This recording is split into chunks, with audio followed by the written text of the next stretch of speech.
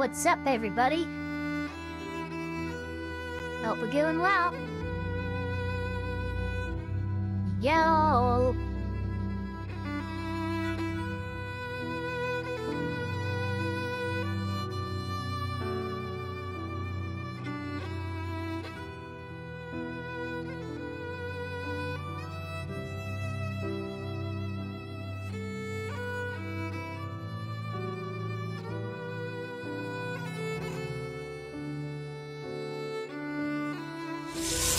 Here's the tragedy of Darth Plagueis the Wise.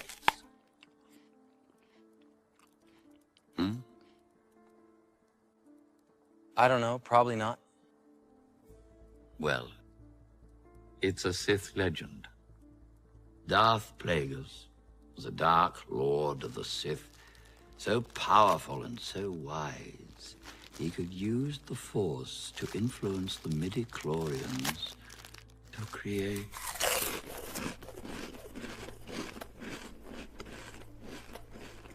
Dude, are you even paying attention? Of course. Just carry on with your story, dude. He had such a knowledge of the dark side, he could even keep the ones he cared about from dying. Jesus Christ! Say, let's pretend this grain is a puny little ant. Did that hurt? Nope. Well, how about this one? Are you kidding? How about this?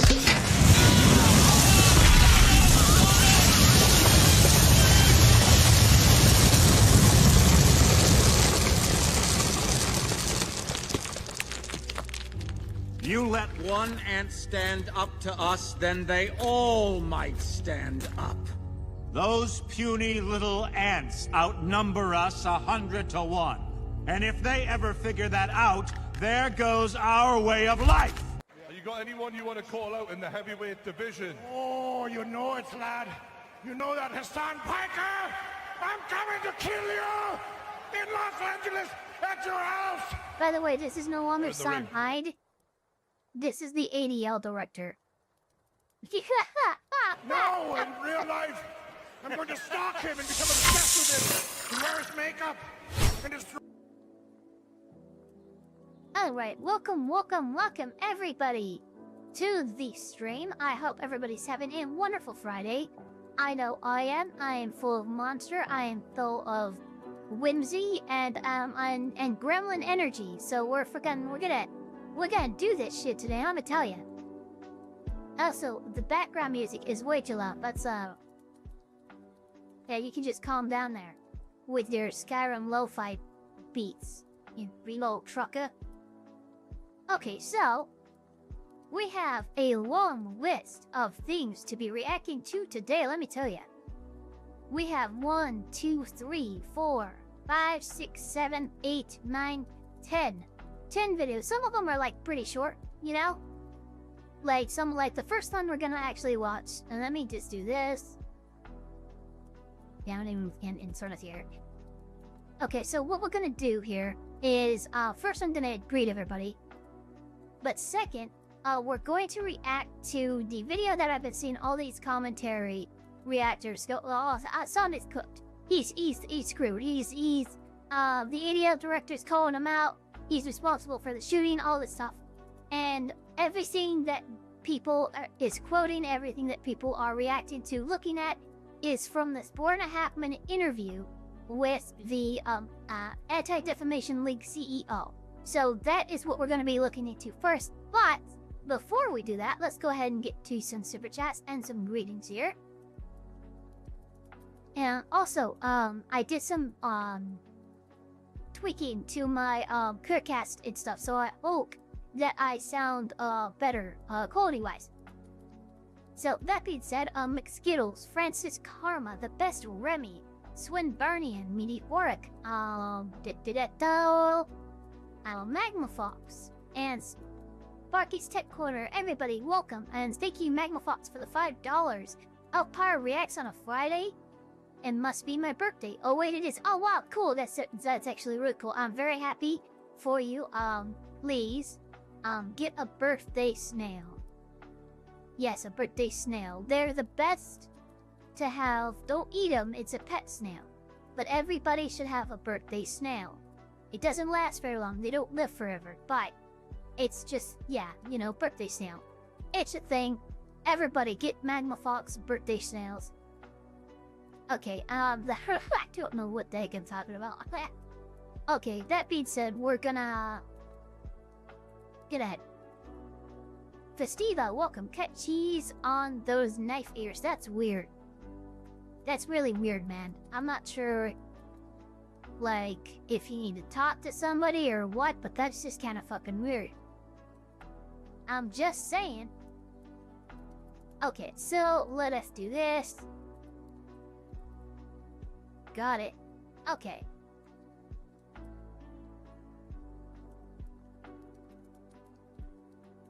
Window projector so I can see chat properly. Gabby's in. Welcome to the chat. And now we should be able to do this. Oh shit, look at that. No background music. And now we should be able to do this. Yes, right now is the CEO and National Director of the Anti-Defamation-League, Jonathan Greenblatt. Jonathan, thank you for being here. But, I mean, what do you do with this? It is just horrific.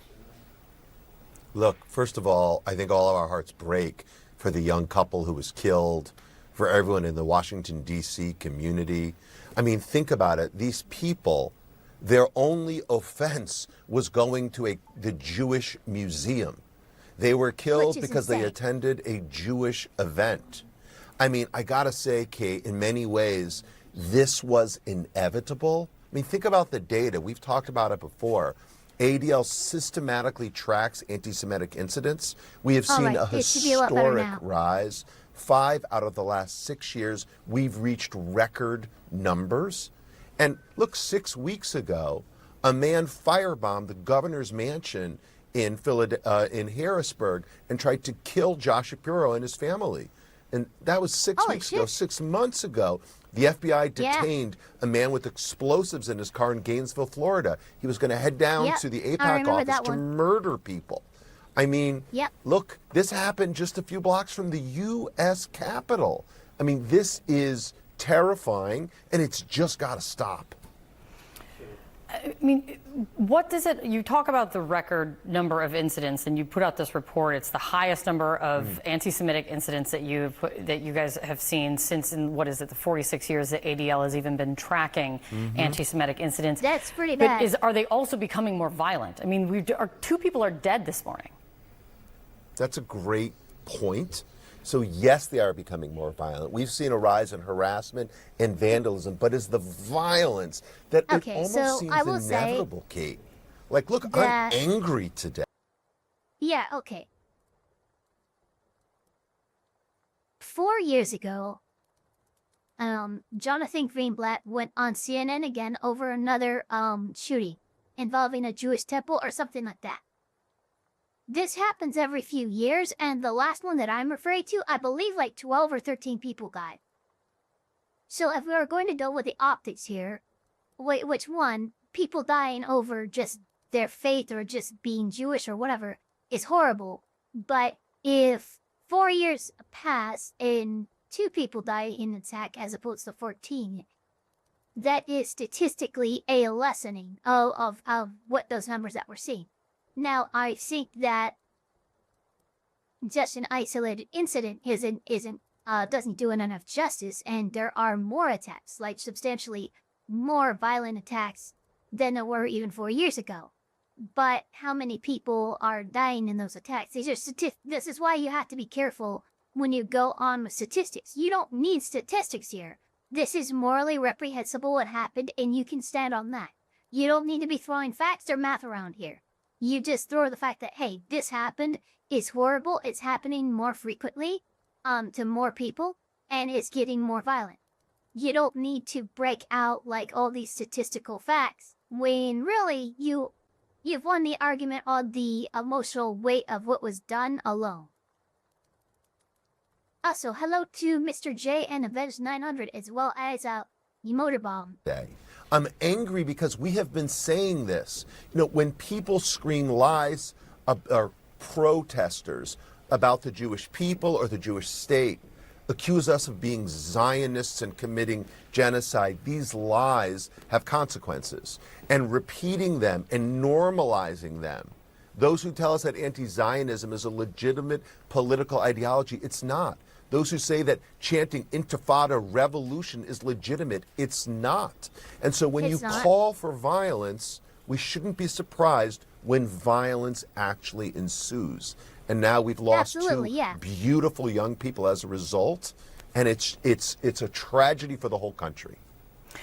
There is a question if there was any security failure, if this person was on anyone's radar. That I don't think is yet to know unless you've heard anything. Well, but what do you I mean, have you heard anything? Well, look, the ADL Center on Extremism monitors extremist groups like the Party of Socialism and Liberation, or PSL, that this man was associated with.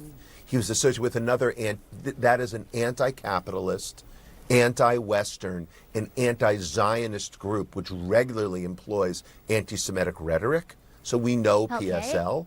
And look, there are extremists on all sides. The fringes seem to be incredibly empowered today.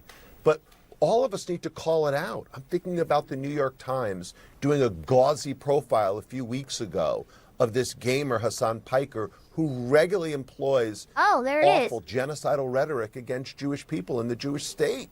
Like, extremists should not be empowered. People who spout prejudice should not be platformed. This is a moment when we need to look ourselves in the mirror and say, we've got to stop this because the consequences are deadly. Yeah, because reality is security is already heightened at Jewish institutions, synagogues all over the place. If you go into a synagogue, you're going through a magnetometer. Yeah, I will say, okay. I think that, and I do know that, Mr. I'm so sorry, I'm forgetting your name. But the ADL director, the CEO, has kind of had his targets set on gamers, Steam, and basically that aspect of the online community in general. I think it was a mistake for him to refer to Hassan Piker as a gamer. Hassan is a streamer, yes, but he's not a gamer. I would not classify him as a gamer. And that puts all of us, like, that is setting up the narrative to fulfill what the Department of Homeland Security was giving money to entities like Sweet Baby Inc., going, oh, can you determine if gamers are domestic terrorists, if they're dangerous, if their rhetoric is dangerous? This pins in that direction, and it pulls it inappropriately. Because we all know Hassan Piker is not a fucking gamer. That is not what he identifies as. That's not what he puts in his tags for streaming. And I think it was inappropriate of this individual to say that Hassan Piker is a gamer. This is what gamers this is the rhetoric that they push. Because we know that's not true. Jonathan Greenblatt, thank you. I would say it's incredibly accurate to call Hassan Piker out by name, but it is inaccurate and inappropriate to describe him as a gamer. I think we can all pretty much agree with that. So, can we blame Monopoly for them causing the economy to crash? Yeah, it's Monopoly's fault. None of you played Monopoly enough as a child, and that is why the economy is in shambles now. Because nobody here read The Art of the Deal. I mean, if you just read The Art of the Deal, you would know. I'm kidding. Yeah, he's basically a political commentator. He's little more than just a yapping streamer. That's all I'd ever recognize him as. Anyway, so, yeah. Also, thank you so much, Optera, for being a member for a month, as well as thank you, Piotr, the Swallow, for the 1 gifted memberships, and welcome, Paladin Stem, to the membership. And Zugs Wayne, welcome to the chat, as well as Emmanuel Osorio, Billy Donuts. Don't blame the squirrels. Peanut the squirrel was a beautiful soul. He's up there with Harambe, frickin' just bringing baseness to heaven. You can't prove it otherwise, okay? Don't even try, man. Okay, that being said, let's go ahead and, okay, so that was a direct call out to Hassan Piker. I mean, he called him by name. I don't like that he called him a gamer. I think that's gonna reflect badly on us gamers, but, my question is, did the New York Times also portray him as a gamer, or did he come up with a gamer narrative on his own because he streams on Twitch? It could have been either or. Like I said, Jonathan has gone up against gamers before. But I don't know if that's necessarily true. Like, I don't know if he was saying I really don't know. All I do know is that this video was by the Anti-Defamation League. It's their official it's their official YouTube channel. And they posted this and therefore, I mean, it being the CEO posted on his freaking thing. These are his words, these are his beliefs. Whether or not he got it from the New York Times, it came to his own. He has signed his name to it and republicized it. These are officially his words now. You know what I mean? I think I'll have to try to find the article. Go for it. And Magnafox, thank you for the 10. I hate Hassan by Twitch's own TOS. Yes, Hassan should be banned 28 times over, but do not have the government force streaming platforms remove people from their own sites. Hide this, YouTube. So they eat their own side. Yeah, pretty much. Pretty much what happens. Now, next one we have, we're gonna go a little away from America here, and we're hopping on back over to SEA, Southeast Asia, with Legal Mindset. We have Legal Mindset's Somali's prison sentence prediction. It's about 15 minutes long. I know many of you are subscribed and like this channel, but make sure you go to this. It's in the description down below. I think it's one of the first ones in the description.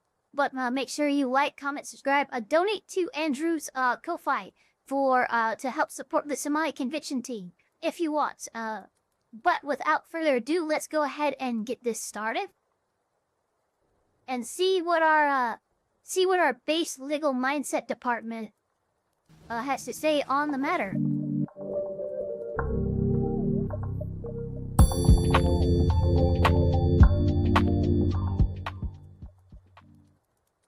We can now make a prediction on how many years Johnny Somali may stand behind bars. Of course, this is Legal Mindset. We teach you to be your own judge. I'm Andrew Esquire, American attorney living over here in Asia. And on top of this Johnny Somali, Ramzi Khalid Ismail case in Seoul, South Korea. Now, our members of the Somali conviction team, that is a team of people that is working to put away Johnny Somali, has been doing a lot of work. And one of the things that we did not previously translate, which we now have translated and over for you guys, is actually the sentencing guidelines. I hadn't seen or heard about these until very recently, actually, because we're just moving into the phase where they become relevant. That is the phase as we look at guilt and innocence and as we look at what the punishment will ultimately be. And sentencing guidelines are commonly used around the world, including in the United States. We have sentencing guidelines in most jurisdictions for criminal acts, criminal penalties, which generally say, okay, if a criminal has these characteristics, this is the level of punishment we give them. And generally what that is meant to do is to separate out first-time criminals or criminals that might have some, mitigating factors, that is lessening factors, versus criminals that are really bad, that have aggravating factors. We're talking about repeat criminals, people that do things particularly heinous. So you want to punish a little bit differently, and there are some guidelines for that in most places, and Korea indeed has them. So we found those, and we're going to get into that today. And of course, I've got a little presentation for you. In that, I do want it's the base Legal Mindset PowerPoint. Let's do it. I give you some disclaimers. These are based on the 2024 sentencing guidelines, so there will be an update in July of 2025. So we're going to get an update before the trial is over. Of course, as you know, The next trial date for Johnny Somali is in August, so we'll have an update before Wow, the okay, so we got a sentencing. couple months. The sentencing for Johnny Somali, we don't have a date on that. My best guess is very late in 2025, if not in 2026, when he's ultimately found guilty on all charges and sentenced. I think that's my estimate. But that said, of course, things can change. So this is my estimate as of date, and it is also just an interpretation based on the reading by myself and the Somali conviction team. It's our understanding, which once again you need to understand may vary from the interpretation and ultimate decision by the judge, and also understand that guidelines can sometimes be varied from, so the judge may choose to put more weight in certain things and ignore other things. That's at the discretion of the judge. So that said, let's jump into it and look at some of the documents that relate to this. And we have what we have is we have all of these in a kind of PowerPoint format for each of the, or sorry, I have a PowerPoint for overall, but we have these in Adobe over here, and these are pretty good layouts in these tabs of what's going on with the sentencing for each charge. Now, there are a lot of statutes that relate to how you calculate the math, including a statute that says, okay, you take the first charge and you can go up to the maximum on that charge. But they keep adding for subsequent charges, so charges it's possible that like between now and August he might get hit with more charges. We have no idea. I believe he's like, oh my god, I'm so sorry. Look at this. Look at this amazing pause frame. And we gotta look. Okay, hold on. I'm sorry. Legal mindset, but like I'll stop. I'll stop doing this, and you stop making amazing pause frames. Look at that. Look at that in all of its glory.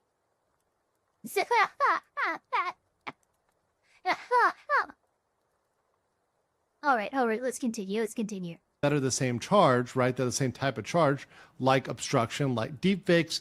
You take 50% of what would be the range for the charge for each additional one. Wait, did he really? And so the way that would work out is saying, okay. Said in the chat. Renzi also recently threatened the judge's mother with a rotting fish? Like, what the fuck? J.K. Raidenfire, well, of course Ahmad, Telegal Mindset, comes into my chat when I'm covering like a legal mindset, you know? Good mindset, oh my god, whatever. Great way to enter for sure, good for sure. Not as funny as Johnny's freeze frames. Yeah, it's true. Dude, I've seen Johnny's freak frames. They're freaking insane. It's just, that's the thing. It's not, like, see, I pause framed again. This is a normal face. Right here, you can see it. This is a normal face. Johnny Somali doesn't have, like, good pause frames. His face is just that fucked up 24/7. It's not my fault. I didn't do it. Okay.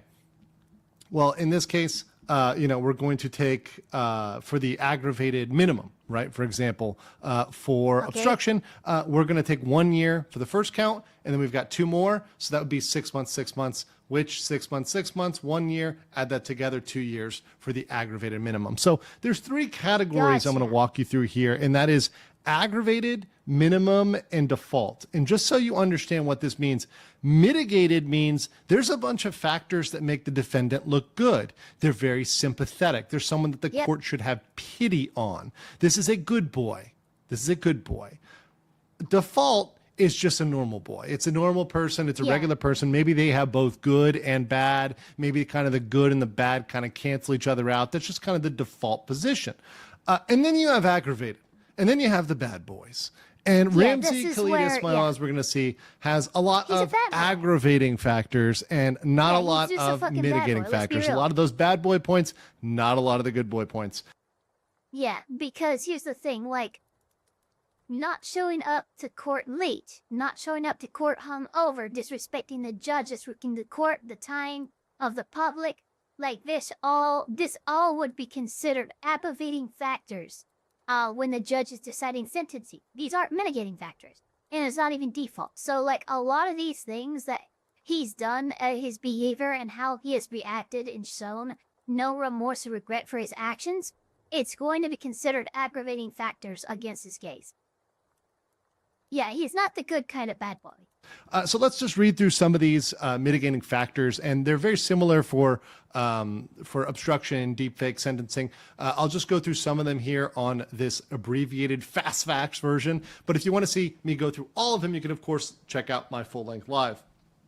So let's look at some factors. Cases where there's a special reason to consider participation in the crime. Cases where the motive for the crime can be considered. Cases where the degree of power, hierarchy, or obstruction of business is minor.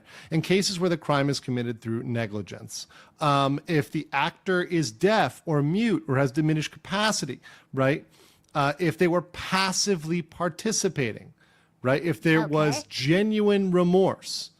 Now, let's look over here on aggravating factors. When the offender actively led or directed commission of the crime, when committing the crime was particularly heinous, when the crime targeted multiple or unspecified victim and was repeatedly committed over a period. Super chat, like ultra Did Somali do that? We'll continue. Yeah, when the absolutely. degree of obstruction was severe, when there's instigation of a severe, yes, subordinate, when there's a blameworthy motive for the crime, a motive perhaps like internet fame and clout, and trying to. I'm sorry.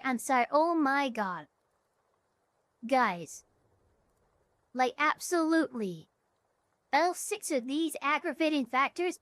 In my opinion, maybe I'm wrong. I could be wrong, but all 6 of those meet the standard. Like I think Johnny meets the standard for every one of those aggravating factors. When the offender actively led or directed to commit, absolutely, yes. When the method of committing crime was particularly heinous, yes. Latte World specifically as what I'm thinking of. When the crime targeted unspecified or multiple victims or was repeatedly committed over a considerable period, absolutely. When the degree of obstruction of business was severe, again, absolutely. Instigation of a subordinate, that might be the hardest to prove, but I still believe in could. A blameworthy motive for the crime. Yes, yeah, I mean, yeah, on all of this. On literally all of this. To farm this for clout and money. A repeat offense, previously convicted. So, by the way, remember, with 3 charges, even if they're in the same type of crime, that's a repeat offense. So, number 1 is first conviction, then second and third. Next is heterogeneous recidivism, different category of repeat offense. And then there's harm caused during settlement attempts, that doesn't count, and same category prior prison sentence. So you've got, in all of this, I consider seeing more aggravating factors, right, such as actively leading it, right, committing a kind of crime spree, and also having horrible motive. That kind of falls more in aggravating than I think mitigating. For deepfakes, there's also a... Oh, and by the way, let's go into the punishment here. So for a mitigated case, it's fine up to 8 months. For default case, it's 6 months up to a year. And then aggravated 1 year and 3.5. Now, mind you, this is just for one charge. So we have a summary table that puts this all together for you because we've got, remember, 3 obstruction charges. So we'll do the math for you at the end. Right, okay.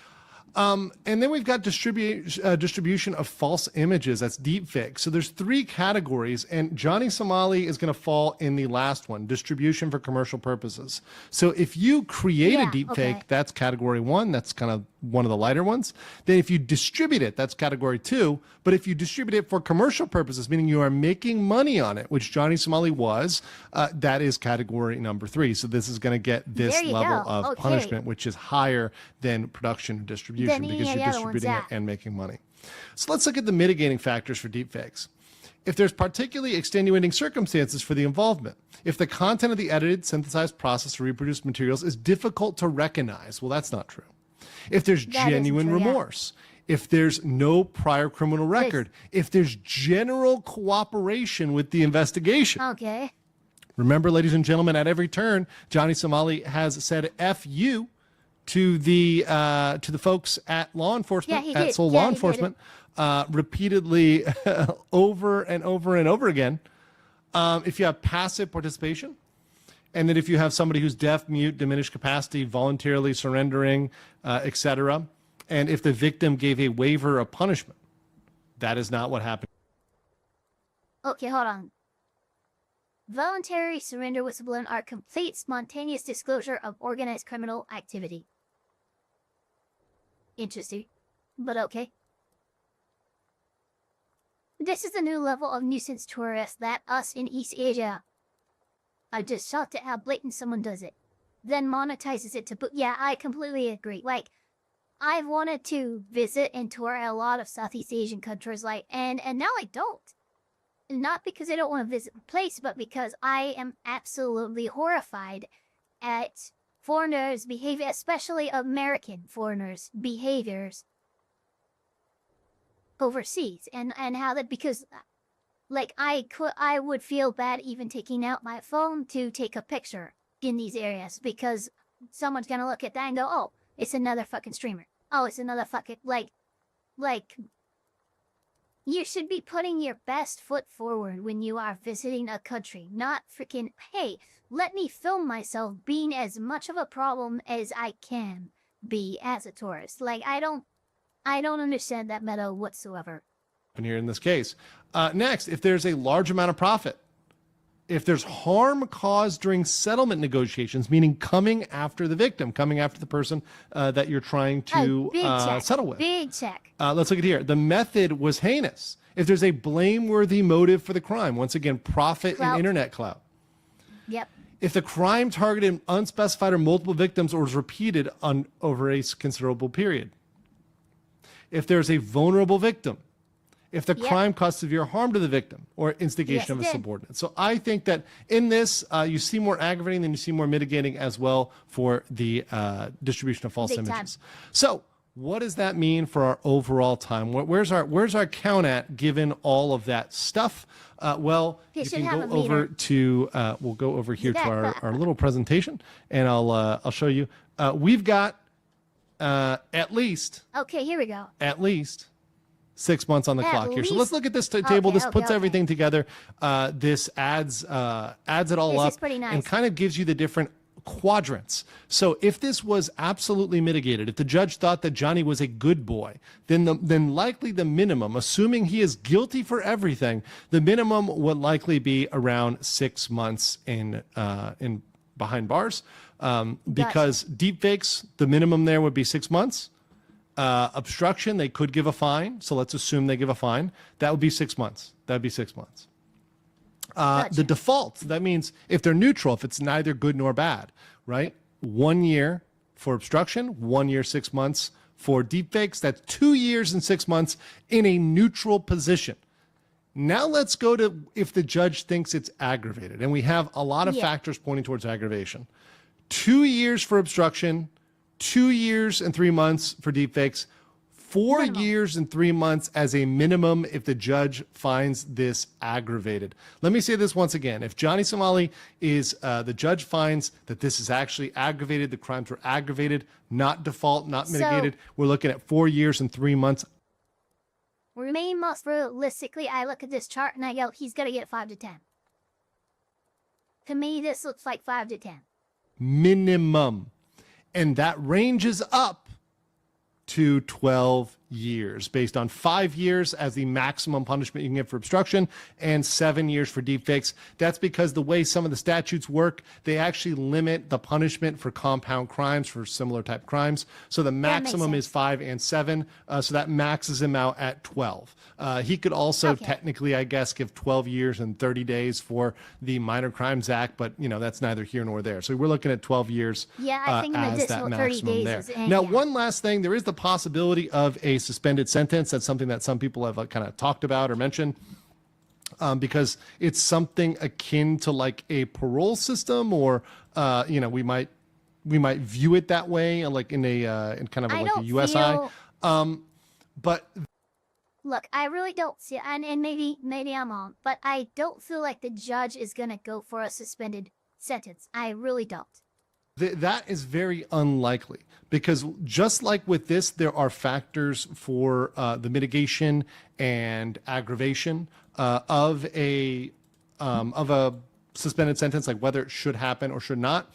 And when we actually look at those factors for a suspended sentence, and we look at the consideration for a suspended sentence, which is also found in the same guidelines, we see that it indeed usually falls on the side of aggravating. Yeah, it was funny. I was seeing some other tubers say like, oh, Johnny Somali is facing 37 years in prison. No, he's not facing 30 plus years in prison. He's just it's not gonna happen.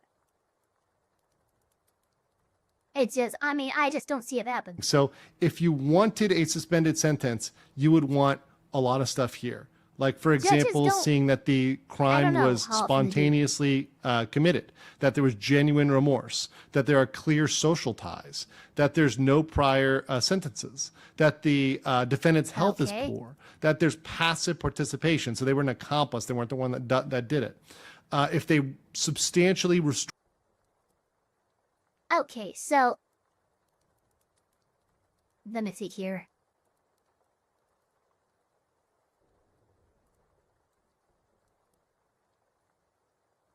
The defendant's detention imposes excessive hardship on defendants. Passive participation as an accomplice. Defendant's health condition is severely poor. This is one that I kind of think that, based on what I've seen, just like a couple, like, just random freaking clips, Ramsey's not looking too hot. Ramsey is looking more and more unhealthy with every time I see him. Even, like, what was it? Yesterday or the day before, I saw a stream where he was just letting Hank crash out, but he was sitting over there and, dude, I'm like, do you need to go to the hospital? Like, that's how fucked up he looked. So I would say if any of this had any real weight to it, I would say maybe, now, defendant's health condition maybe, might be one of the things. But I'm sure other people have seen it too. Like his face doesn't look all right. He's got extreme bads under his eyes, and like it just he doesn't. He lives off of alcohol and junk food. Yeah, exactly. That's what it looks like. Then I can't imagine his health is good. But I also don't know that their standard for severely poor is gonna be bad either. You know, he's as healthy as your average American. Stored damages, paid for everything. If they, you know, let's see here. Let's add some other ones here.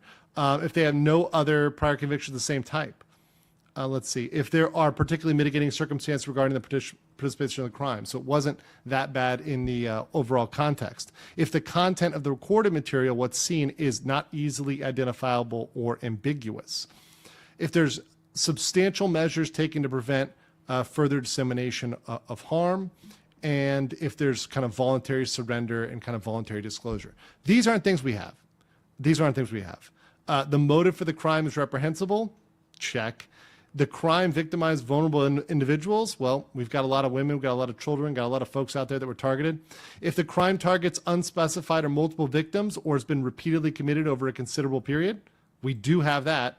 And if the method of committing the crime is particularly egregious, you know, showing that to everybody. And then beyond that, here's a big one: absence of genuine remorse, lack of social ties, no effort to restore damages, substantial illicit gains, which we do.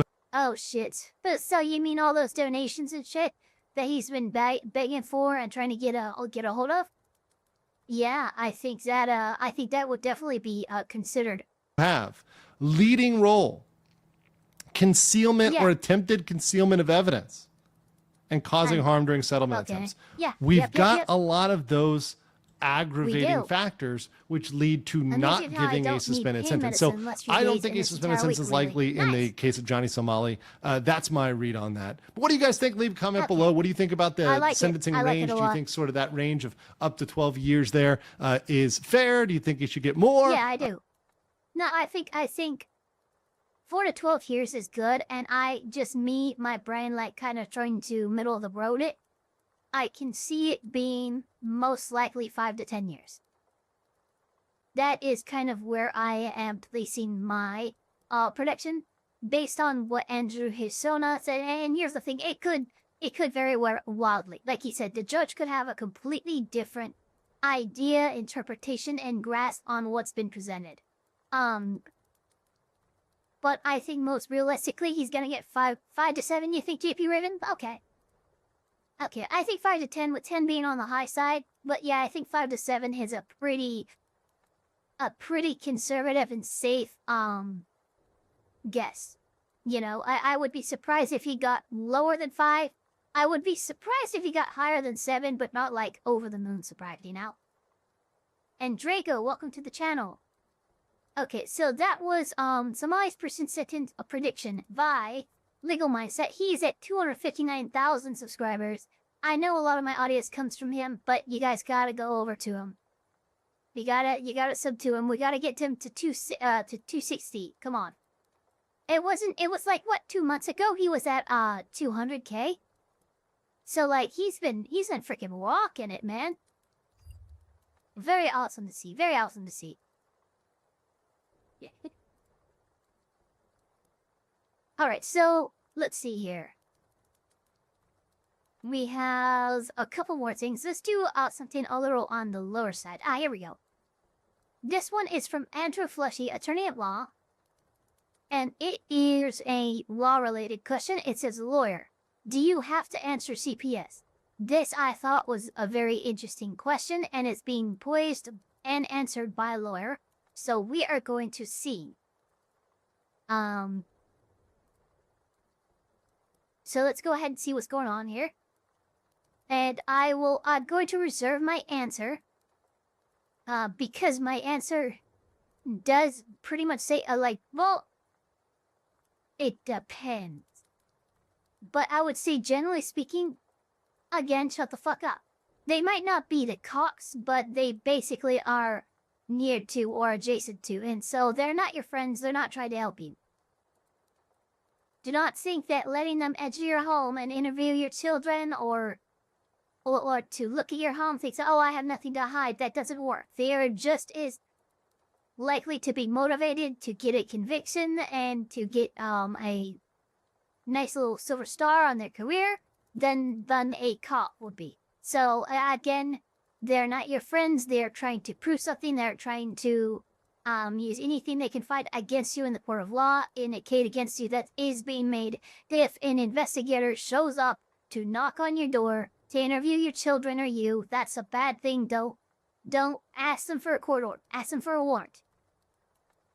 Yes, Abysno, Legal Mindset said, for max aggravating factors, 12 years. But minimum aggravating factors is 4 years. I say 5 to 10. JP Ravenfire sets 5 to 7.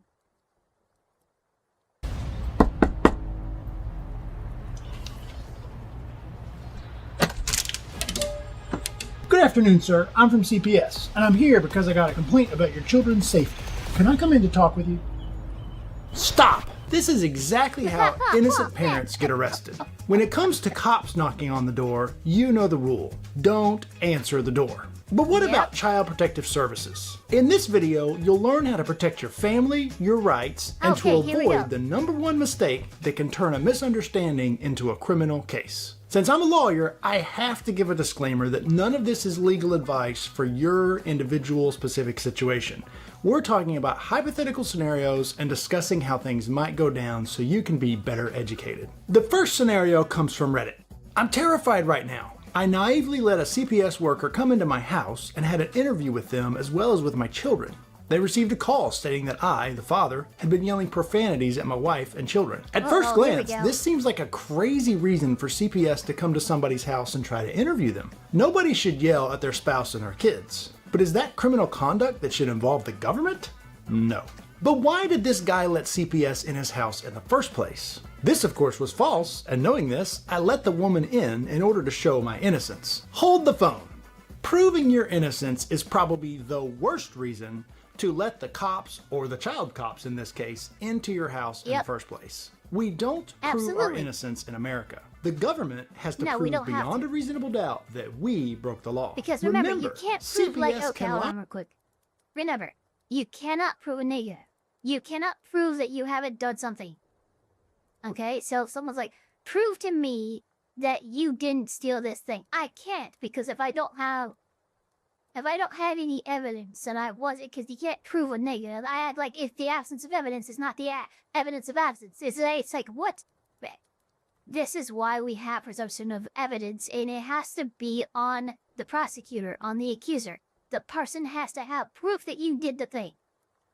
lie to you just like the police can. This CPS agent could have made up a completely fake story that they know is fake to bait you into inviting them in to try to prove your innocence so they can get a better look at the home and talk to the children.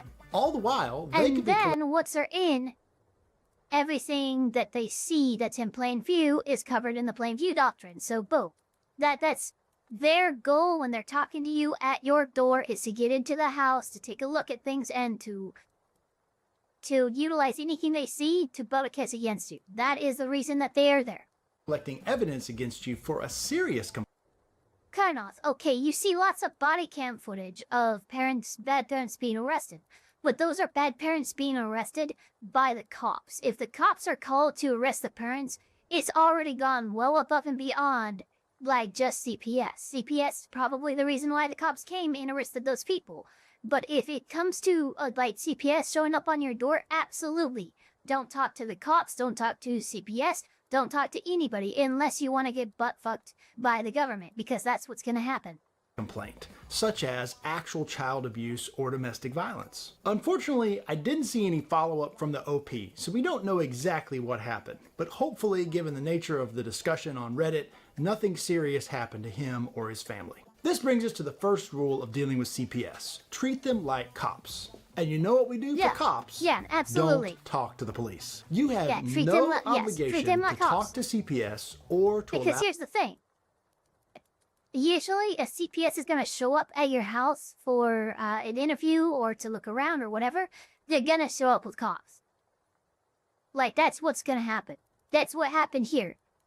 You see the city cops, and then you see the CPS agent. Right there. Allow them into your house without a warrant. If they come knocking regarding complaints about your children or your behavior, I'd ask for their contact information and tell them that you'll be in touch with your attorney ASAP. Then hire a lawyer. And I know some of you out there are thinking that us attorneys are just scam artists and we're just trying to make money off of you. But wait until CPS comes knocking on your door trying to take your children away.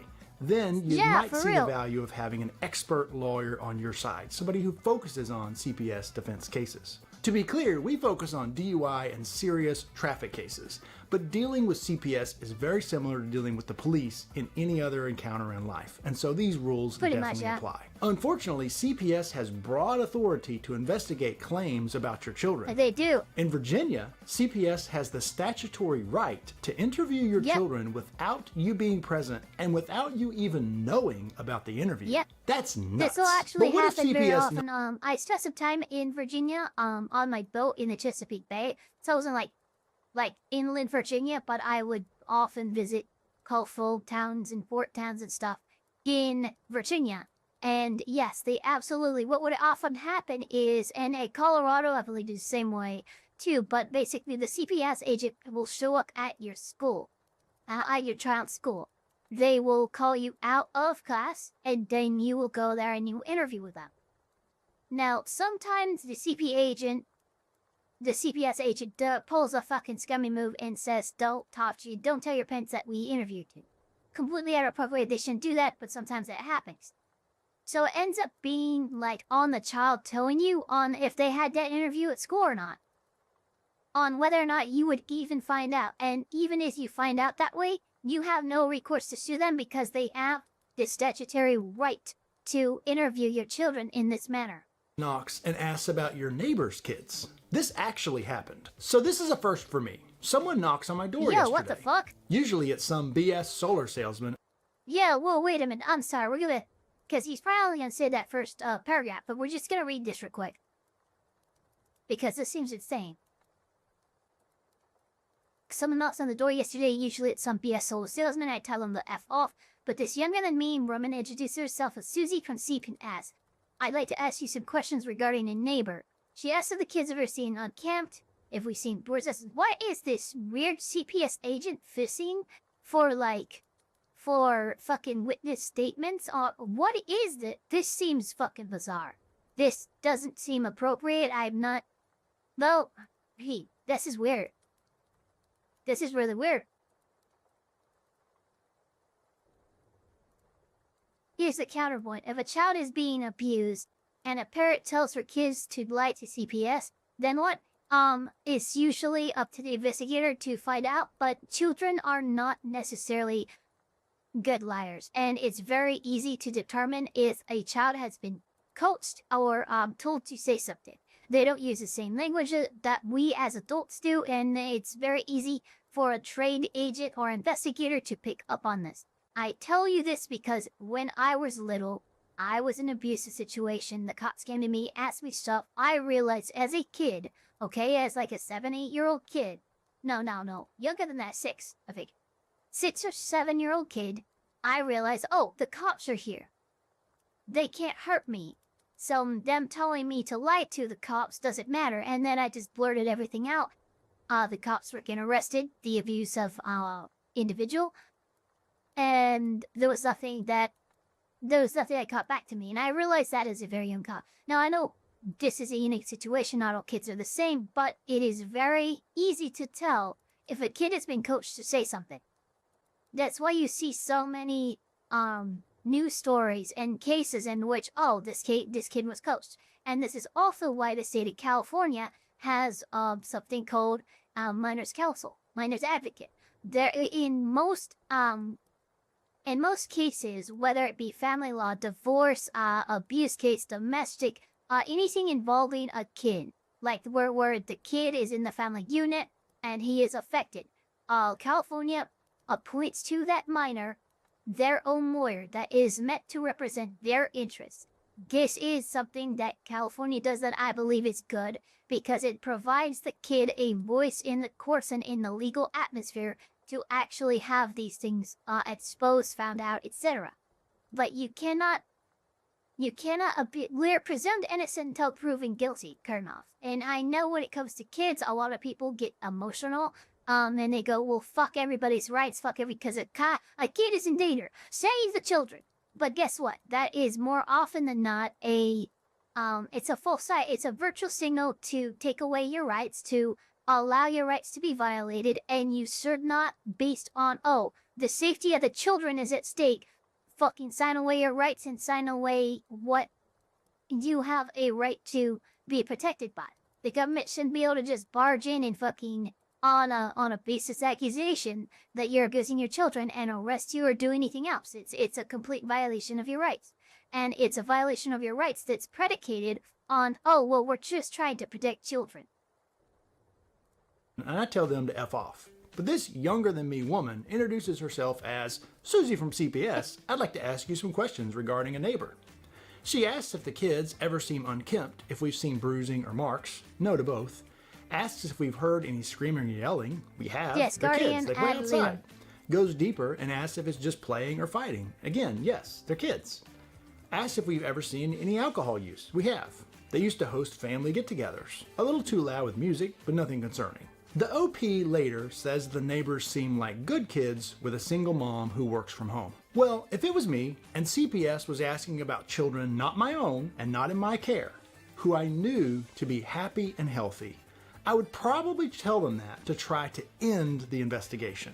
I would not want to answer any questions about screaming, yelling, fighting, or alcohol use, since any affirmative answer to those questions are likely to hurt good parents. We should never cover for actual child abuse. Don't get me wrong here. I'm not suggesting that, and you certainly can't lie to CPS because you might could be charged with obstruction of justice if you're lying. But you don't have to answer every question that's posed to you, and you could tell the CPS agent that you know the kids are happy and healthy and you don't want to answer any other questions. Always be aware that cops and CPS cops will use seemingly innocuous answers that bolster their view of what the case should be. Sometimes officers don't necessarily follow the actual facts. They have a theory of what they think happened, and they look for facts to try to fit their theory and bolster what they're claiming. That's exactly what they do. That's the danger in talking with the police and answering questions about yelling or screaming. They're kids. Kids scream and yell periodically. Now, if you hear bloody murder cries, that's a different story, obviously. But what if CPS doesn't knock on your door? What if they text you instead? Check out this text that somebody actually received. Hi, so-and-so. My name is Michelle Smith. I work for CPS. I received some allegations. Could you please call me? Thank you. Should you reply? There's no fucking way. Of course what the not. fuck? See rule number one. No. Actually, yeah, what? Oh, yeah. I'm sorry, there's just such a wild. If I got that text message, I would shoot a brick. Like, what the fuck? Violating rule number 1 and talking with CPS about your own kids or kids that are in your care or custody is the biggest mistake people make in these cases. You should not talk with CPS or the cops without your lawyer present. But if they're persistent, the only reply that would make any sense in a situation like this is to ask for proof that the person is actually a CPS agent. I would not call them, and I would not provide any of your personal information. A simple reply to ask them to verify that they are who they say they are would be sufficient. Keep in mind that this could be a CPS agent, and it frankly could just be some kind of scammer trying to get some personal information from you have to no do some idea. kind of identity theft thing. You got to be careful these days when somebody texts you out of the blue, no matter who they claim that they are. If the person provides proof that they are a CPS agent, you should immediately... Look, I am a Child Protective Service agency, and we have been trying to reach you about your car's extended warranty. It has expired, and that puts your child in imminent and very real danger, and we're going to have to take your children because you did not extend your car's warranty. Immediately contact a lawyer who focuses on CPS defense cases and have them reach out to the agent on your behalf There you go, to find exactly. out what's going on and what is the nature of the complaint. Because this could There you also be some elaborate texting scam. You should never provide any personal No, and information. here's the thing. And here's the thing. Say they provide you with proof, right? Because he hasn't said anything about that. But reply, ask for proof. If proof is provided, you send that to your lawyer. Or you use that proof to get a lawyer. You don't respond to them after that, even if they provide and verified evidence that they are a CPS agent. You take that and you take it to your lawyer and tell your lawyer to contact the agent on your behalf. Okay, so even if they were to somehow provide proof that they were a CPS agent, you still do not interact with this supposed agent beyond that. You then go straight to your lawyer.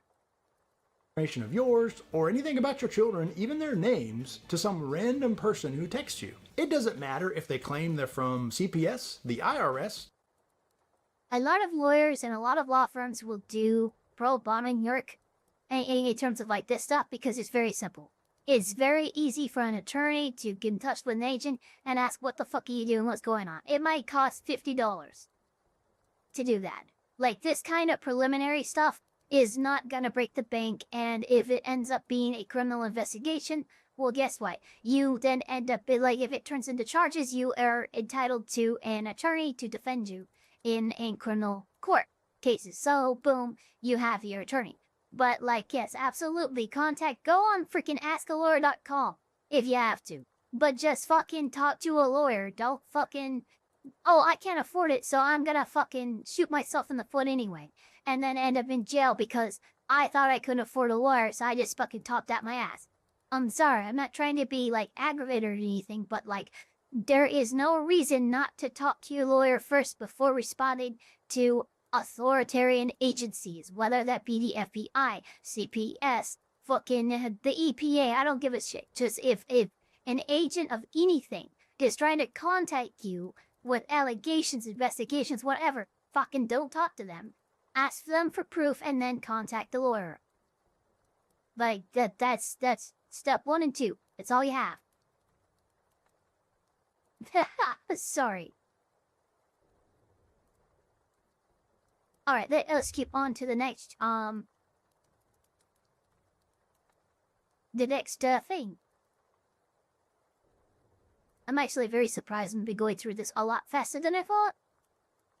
So we are going to go to another thing. This is by the Modern King, and this is man jailed for exposing paternity fraud and corrupt corpse.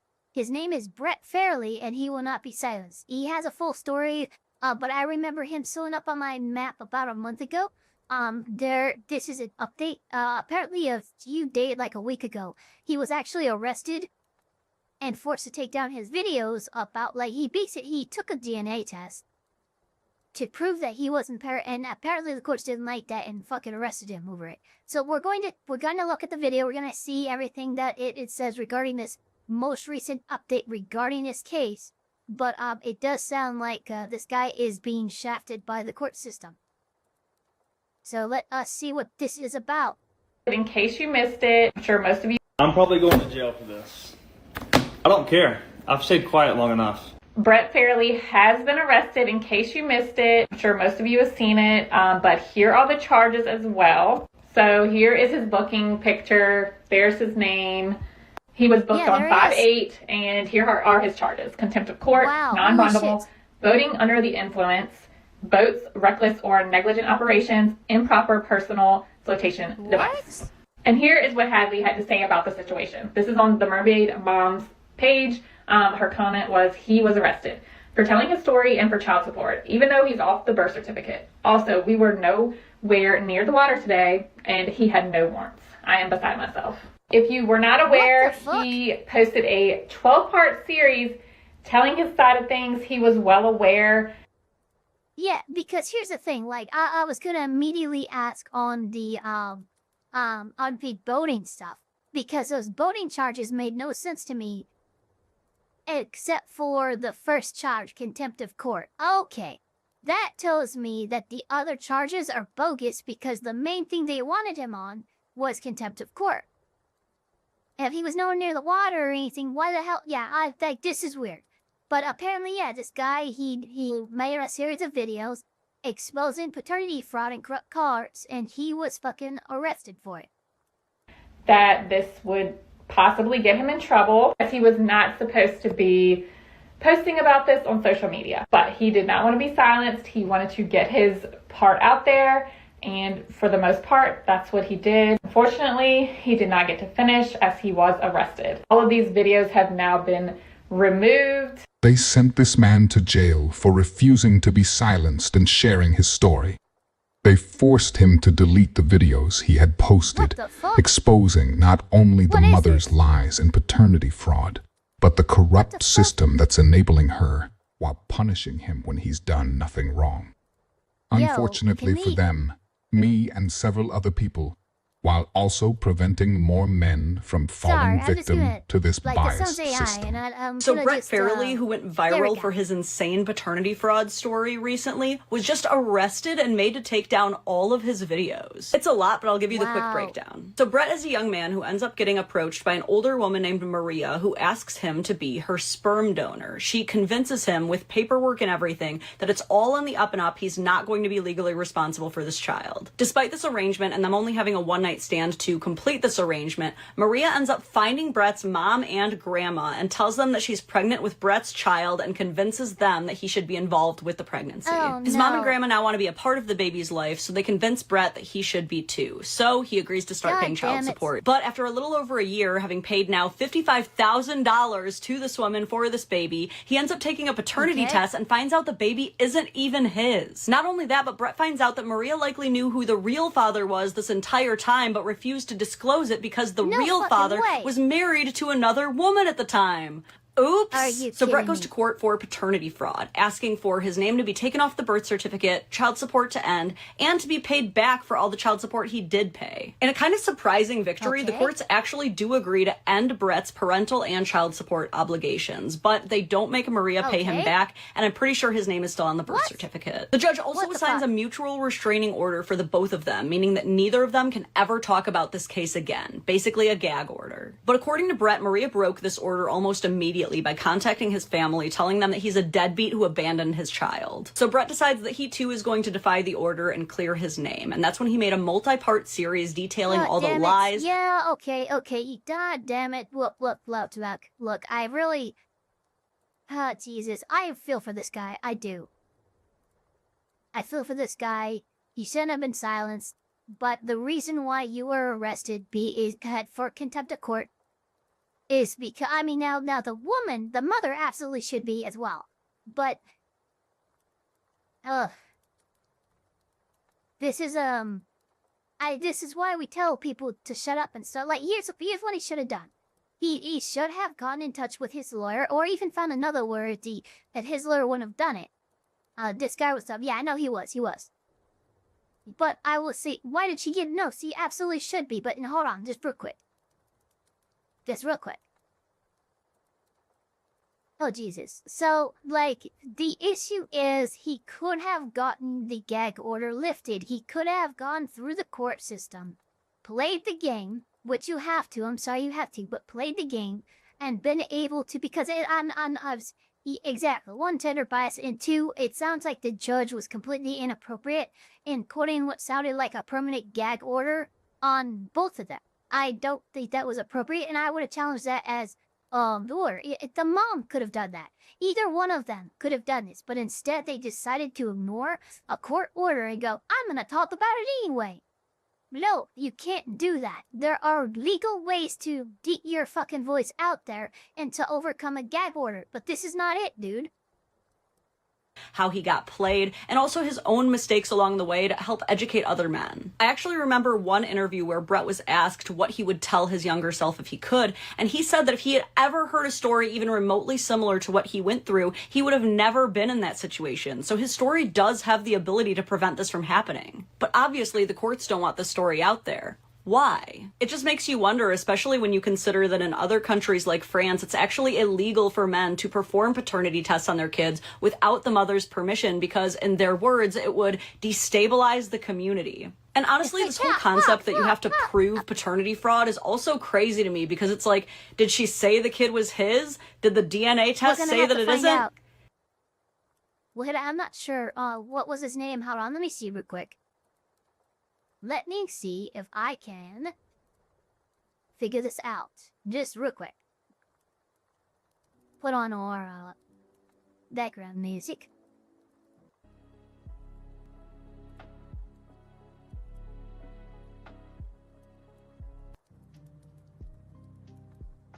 There we go.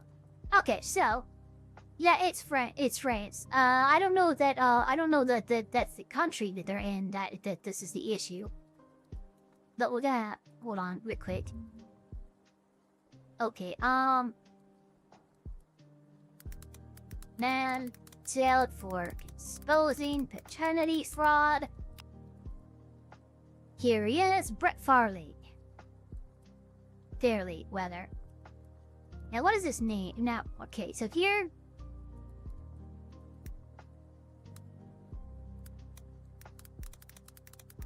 What state?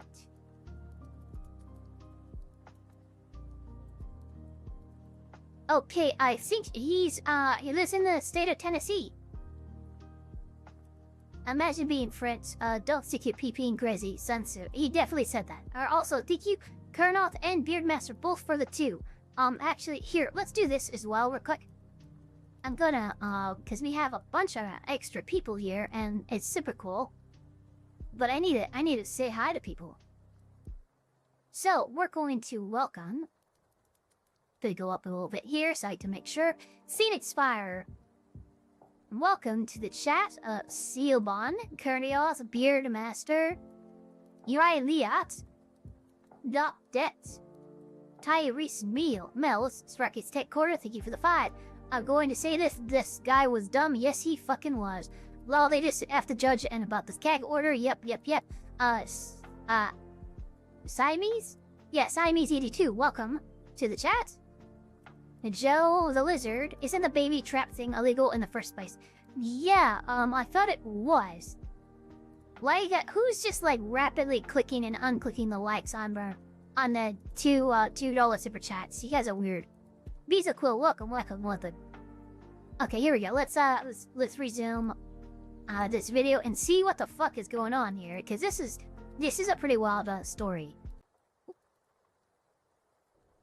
Seems to me that there was pretty clear deception involved. But we do have to learn from this, and honestly, this is why a lot of guys are very hesitant to sign anything until they get that DNA test. This is also why I think it's really important for women to stop taking DNA tests so personally and making it this big relationship-ending deal. You should want to be able to offer your man that reassurance, and you should also want that reassurance yourself. After all, hospital switch-ups do happen to women too. They can shut him up, but they can't shut us all up, and men need to hear this stuff. Men deserve to know if their kid is theirs or not without being shamed for wanting to know that. For those who have never seen the story before, here is the first part of it. The entire story will be linked below. You know what he sounds like to me?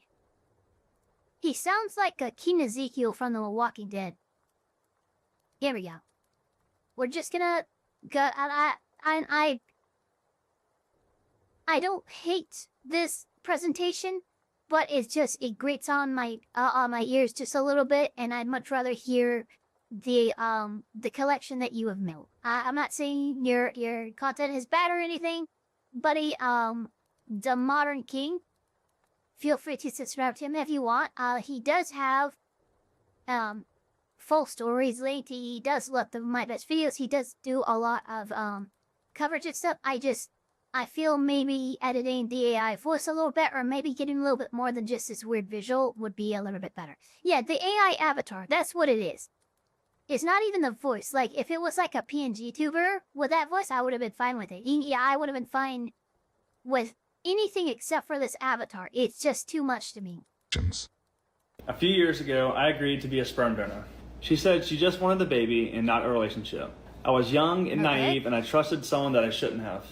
When she told me she was pregnant, I congratulated her and moved to California. I thought that was the end of it. But then she started messaging my mom. She said she had no one, and she pressured us all. Wait, are you in California now? Oh shit, shit just got weird. Guys, shit just got really weird. To be at the birth. So we did. We were all at the birth. I signed the birth certificate, and I decided to be in the baby's life as a dad. I let her and the baby live in my Airbnb for free. I had to pay child support, and she took over $52,000 from me. I thought I was doing the right thing. I thought I was being a dad. She started asking me to be a family, and when I refused, she called me a deadbeat online, and I stayed silent throughout it all. 2.5 years later, I decided to take 2 DNA tests. Both of them said the same thing. I was not the father. When I shared the results, she said that I was lying and that we tampered with the test. Before you all start believing his shit, some company with her DNA, that could have been anyone's DNA. She filed a restraining order. A judge silenced me and made me remove all my posts, based on Maria's claim that I was actually the father. Here is the court-ordered DNA test that I had to request. And it confirmed again, I am not the father. Okay, so and while I was silent, she kept going. She was changing dates on photos, spinning stories, manipulating people online. Some people believed her. But while she was doing that, I was uncovering the truth. Connections, manipulations, lies, and the truth about who the real father is. This is just the beginning of... But here's the thing. Why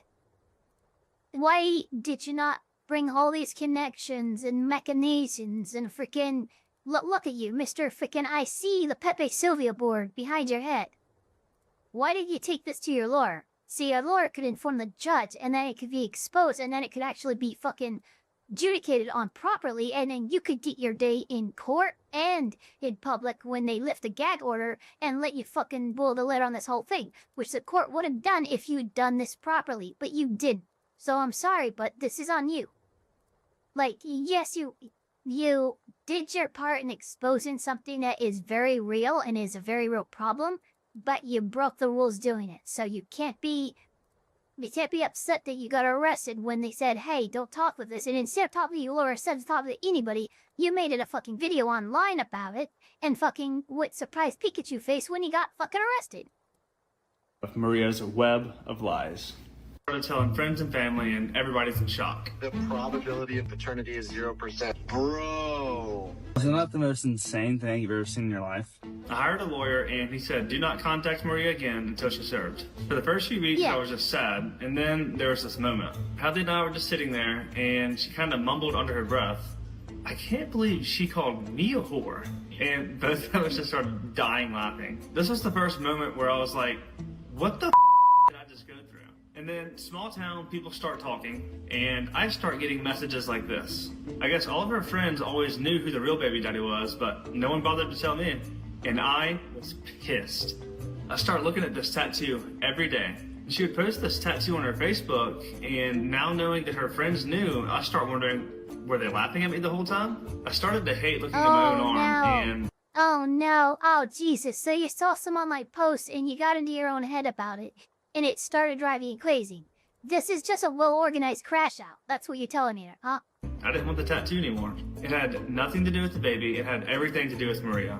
Hadley suggested that I either get it covered or removed. After some thought, I thought Jesus. a line through it would symbolize moving on from the abuse, but not forgetting the child that I love.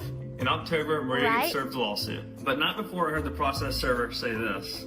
I've been down this road with her before. Yeah, who was the guy? He did some kind of swimming pool building or something. Okay, so here's the problem. He just sells this, guys. So, wow, god damn it, why? Why are people who are just in bad situations, he's a good guy. I can tell he's a good guy. But he's so fucking stupid, god damn it. California, which he was in at this time, is a two-party consent state. You are not allowed to legally record somebody, especially a court process server, without their consent, as well as your own consent to do it. You're not allowed to do it. Your contempt at court was probably just fucking you showing this publicly. You're not allowed to do that. It's against the law in the state of California, which you resided in at the time. So this is a problem. And, dude, I'm glad you exposed this. I'm glad you're showing that this court is dragging you around, but you need to play the game. If you don't play the game, this is what happens. You get silenced, you get forced to have your videos taken down, and now everyone thinks things that they should think about it. When, really, if you had just gone through your lawyer appropriately and freaking, got the judge onto what was happening here, showed the judge the fucking TikTok videos that your baby mama was making, he would have immediately went, oh, hell no. She would have been on charges, you would have been allowed to talk about it, and none of this headache would have ever happened. She was fooling around with. Apparently she's been in lawsuits with men before. I had no idea. After she was served, I gave her plenty of time because I asked Hadley how she would react if her kid's dad served her with paperwork showing DNA results that he wasn't the dad. And Hadley said I would immediately call him and tell him to get his down here and do another DNA test in front of me because I know they're his kids. But what does Maria do? For the first time ever, she's quiet. So I post my video to my 100 followers only to clear my name. I don't mention Hadley's name at all, and I keep the baby's identity hidden. Then the messages start rolling in. Shortly after, I'm served with a restraining order and they're demanding I take down all my posts. And that's when they take the opportunity to start twisting the narrative online. And they were able to do that because you didn't go through the courts first. They would not have been able to twist the narrative online if you did put the narrative up them for them to twist. If this was held and handled by the courts, you never would have given your baby mama the opportunity to turn the facts in her favor. So this is on you, dude. I'm sorry. I feel for him, but he is a victim of his own success. I don't know. Wait, Jesus Christ.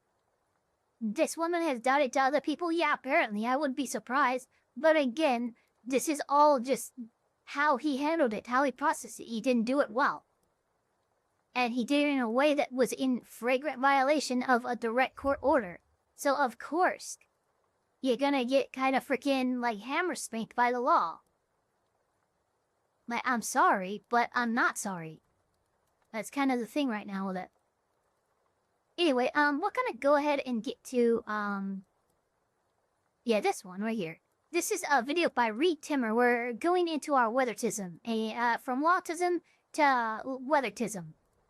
Here we go. Well, this is a violent tornado. Spins Dominator 3, 360 degrees, 200 mile per hour winds. This was posted about 2 days ago. And this was by Tornado Emergency for Huntsville, Alabama. That is what this footage is from.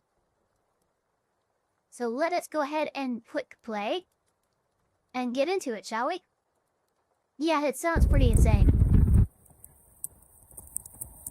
There we go.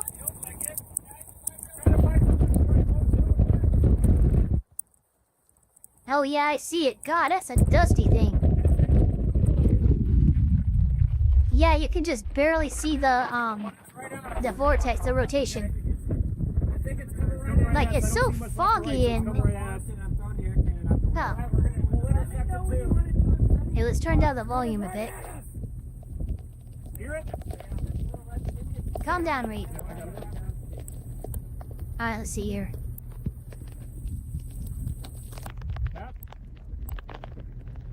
Yeah, look at that. It's barely formed.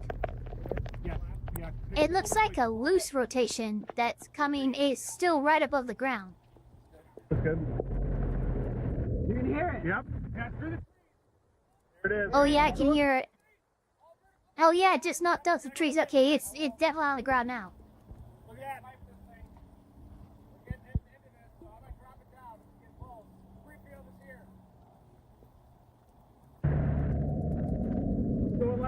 Oh Jesus, listen to that howl.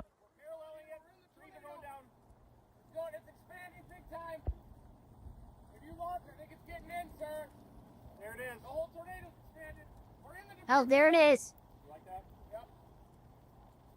Yeah, no, these winds are insane. I mean... Oh, okay. It looks like it's starting to form a little bit. Yeah, it's not a full condensation funnel yet. Damn, nature, you scary. Yeah. Okay, here we go. Oh my god, look at it. It's just not... Yeah, it's already... Yeah, they're already in the debris field. Oh shit, okay, power flashes, here we go. Oh shit, dude, this is not good. Alright, things are getting a little more hairy here. Oh shit. Oh, yeah, here we go. Yeah. Yeah, you got hit. That's a direct hit. Did you guys... Hold on, we gotta go back. Yeah, I know. That was probably very scary, but we're gonna go back just a little bit. We saw that vortex freaking form and just slam right into them. Look at this. Yeah, all of a sudden, it's like... Yeah, ready? There's a power flash, and it comes right after they pass this road. Yep, right here. Okay, so the road is curving into it as well. Yeah, there it is. Oh, it just freaking shot up out of nowhere. Oh my god. Wow, okay, yeah. Yep. You guys good? Play at 0.25 speeds? Okay. Okay, I will, because this is, sorry, again, this is what we love here. Okay, so, here we go. Okay, it's literally right here. It starts showing, Finnegan, displayed, to play live. Okay, here we go. Okay, there it is. And it starts moving. Yeah, right there. Okay, there. Okay, right here is where you start to see it. And it just freaking picks up. It goes right. Look at that motherfucker. And boom, he looks over here. He looks back, and it's on him. Well, it's like this is happening. The door has been opened. The seal has been broken. Yeah, look. Oh my god. Yeah, boom, direct hit. Like, literally direct hit. My volume is really low compared to other channels. I'm sorry.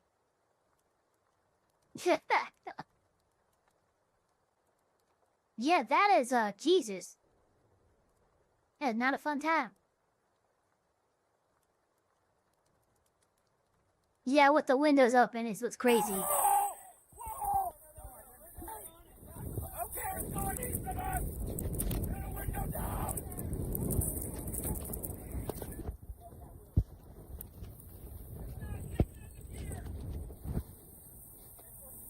Okay, in there. Now that's on the other side, you can see it forming a lot more solid meat.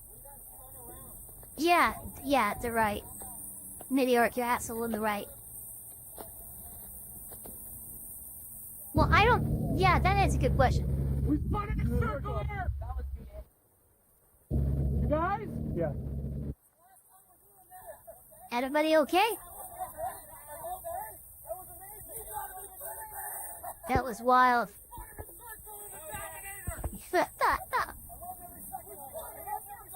My God, that was crazy. All right, that was the big part of the slap right there. So, next one is another tornado one. It's about 6 minutes long. Unless it's a crazy shizzle. But it was from a year ago. This was the Nebraska and Iowa tornado outbreak for April 26th of 2024. So, 13 months ago. Go, go, I just hit something. Please go fast. Oh, yep, there it is. Oh, Got it's gonna that. hit that barn. Oh, yeah, slow it down. Oh, no. Wow, Stop for a Jesus second. Christ. All right, go north here. Yeah, go north here. Oh, he's gonna hit that building. Go up, pull up behind him.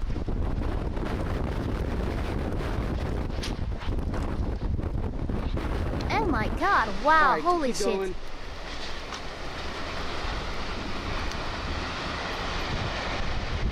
Slow it down a little bit. It's getting strong. Really strong. Slow down. Stop. God damn. Stop. Stop.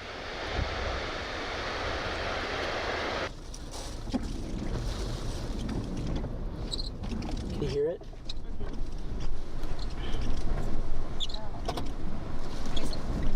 Ain't no way. Ain't no fucking way.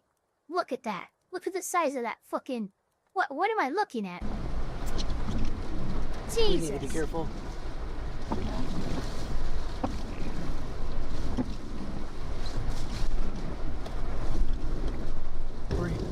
Yeah, I wouldn't want to... Oh my God, this is Around horrifying. the edge. Yeah, but it looks like it's like coming over you guys.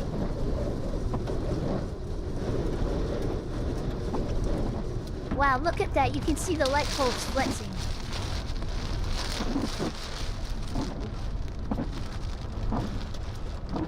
Look at that. Look how beautiful that is.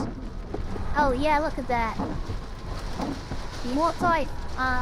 Well, kind of multi-vortex. It's a weak. Yeah, it's a weak one.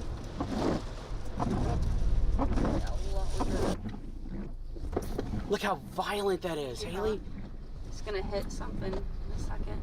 It's those houses. Look how fast it's... Yeah. Okay, I gotta calm down. Cause like that's... It's coming. Are those houses right there? Dude, that's huge. Yes, that's gonna hit that house. My God. Poor house. Eli, Ellie. Looks like a nice one too. Ellie, welcome. Look at Jesus. What town are we near? God damn. He's gonna hit... Yeah, that one it's gonna developed hit really that barn. fast. Help multi-vortex. Oh, I can hear barns getting hit already. Yeah. Yep. Oh, Jesus. Yeah, this is a big rotation. Yeah, look. Oh, Jesus Christ. Don't panic. Barn. Oh, Jesus. Oh, my God. I don't like that one. Look at that. Look at that roof flying in the air. Yeah, that's just a roof in the air. Oh, my God. Goodness. It's still going. Look at that. Yeah. You got that, right? Yeah, I did. Jesus, look at this beast. Awesome. Dude, oh I my can't believe this is God. happening right now. This is It's like collapsed now. This is really good footage. That was Look at that. amazing. Just, oh my gosh. Yeah, you guys are getting really good footage. Look at that vortex spinning right there. Yeah. Yeah, that's a good, wow.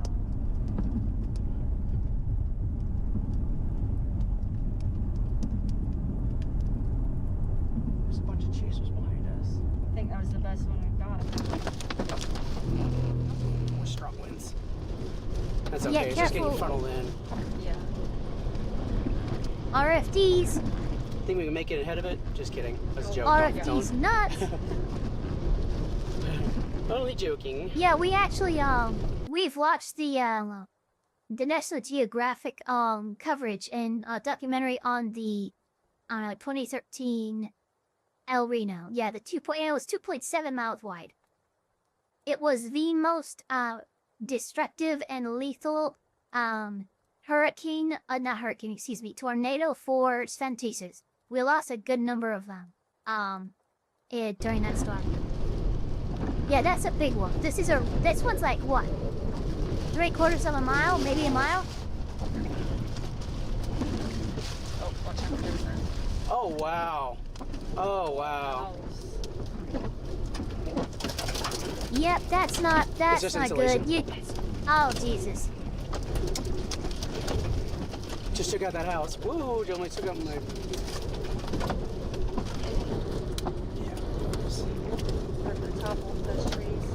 Yeah. You know, be careful because there's satellite can form. You don't want that. Oh, yeah.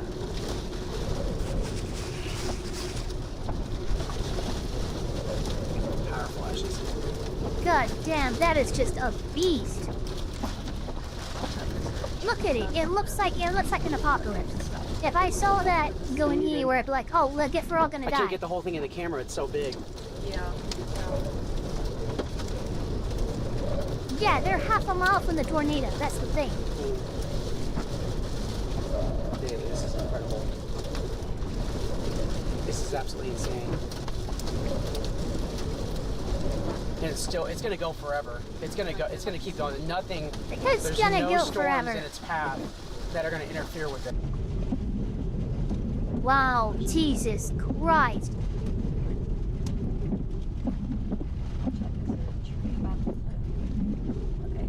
Dude, what is this thing? You're good. I can't Look get at the whole thing that. in the camera. It's so big. Yeah.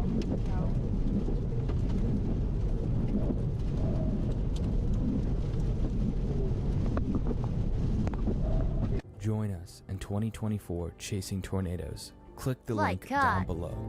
Seats are now open That was for pretty insane. USATornadoTours.com. Seats. My gosh. Yeah, storm chasers are all, they're a different breed. Like, no matter how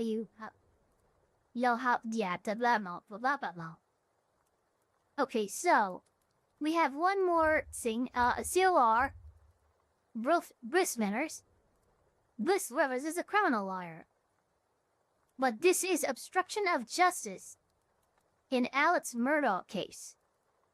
So, for those wondering about that stuff, we're gonna go have a criminal defense attorney react to the new developments regarding Alex Murdaugh.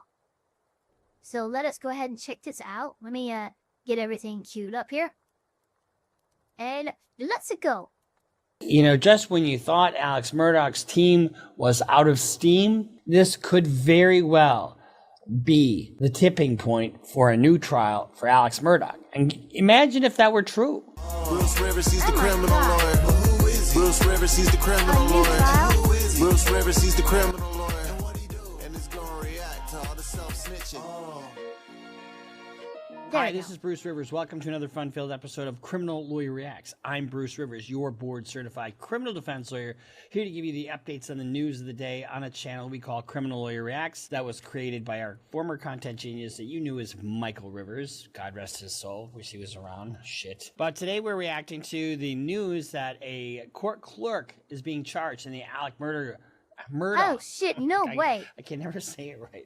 Murdaugh. A court clerk? When your name is so close to the charged crime, you're starting out in a hole. Murder, Murdaugh. Anyway, but before we get to that, this, along with all of our episodes, are brought to you by AskALawyer.com. AskALawyer.com is a very effective way and cheap way to get some good advice from an actual lawyer. $49 gets you a consultation. And here's why that's important. There you go. There you go. If that dude from the couple videos ago, I'm sure just went to AskTheLawyer.com before posting a bunch of fucking videos on it in violation of court order, he might have been all right. Important. Let's say you just got this nagging feeling that you've got a case of one kind or another. You go to AskALawyer.com and they can tell you, you know what, leave that alone. You don't have a case. You know, you're better off. Well, it gives you peace of mind, right? Or the opposite could happen. No, you've got a real case there, and here's what your next steps are. So go to askalawyer.com, and if you want to do your own research, they've got an AI component that's trained on all the 50 states. I know my grandma is down in my basement right now using askalawyer.com to see the legality of the stuff she's doing in my basement. Grandma. What is she doing in your back? You. But go to askalawyer.com. They're the same people that buy your e-forms and e-sign, and they're just incredibly loyal sponsors to this channel, and we love them to death. Okay, this is hot off the press. Hot off the press. The former court clerk in South Carolina who helped with the trial attorney, Alex Murdaugh, a powerful, wealthy lawyer, convicted, this is on AP, by the way, of killing his wife. Yeah, that's right. I remember now. Okay, so for those who don't know what the Alex Murdaugh case is, the Alex Murdaugh case happened in South Carolina, and Alex Murdaugh and the Murdaugh family in this area have been lawyers for this community for generations. We're talking like 3, 4, 5 generations. I'm not joking. And what's very bizarre is like this whole fucking case played out almost like a mafia hit. Like it makes no fucking sense. Like the facts of the case are insane.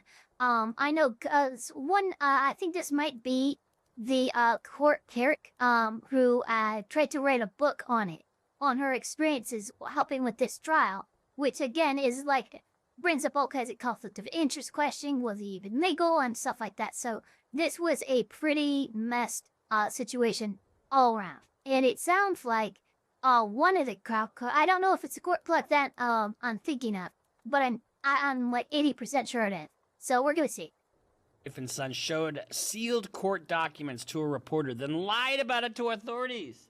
So she's charged with showing sealed documents, which is obstruction of justice, and then lying about it, which is what? Perjury. Yes. In all, former Colton County Clerk of Court, Becky Hill. God damn it! I'm pretty sure it's her. Yeah. Come on, Becky. You knew better than that. Remember, she wrote a book.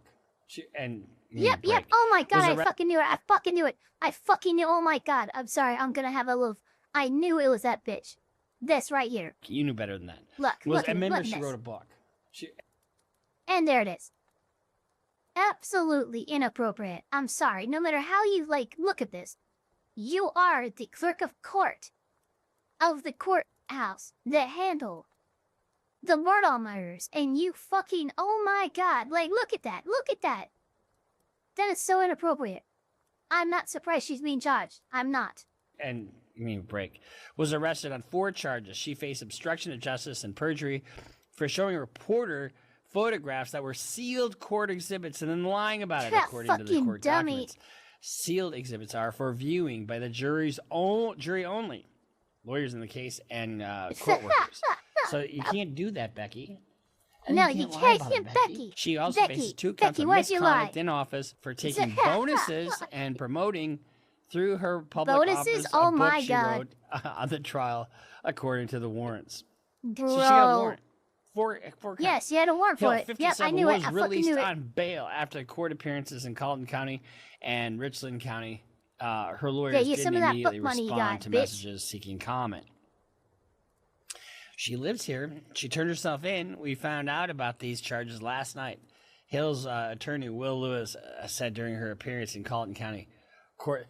Here's the thing. You think you're above everything, but guess what we are? We're all human, right? If it weren't for human frailty and bad decisions, I wouldn't have a fucking job, honestly. And so what did Becky Hill do? She took advantage of her position as a court clerk, and she tried to make money off it, and she did. But guess Legal what? Vices now is doing backflips in heaven jail, now, I bet. Which you did. And you had to bail out, which you did.